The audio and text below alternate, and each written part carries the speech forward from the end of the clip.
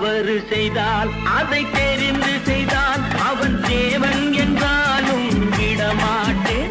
ஒரு தவறு செய்தால் அதை தெரிந்து செய்தால் அவன் தேவன் என்றாலும் விடமாட்டேன்.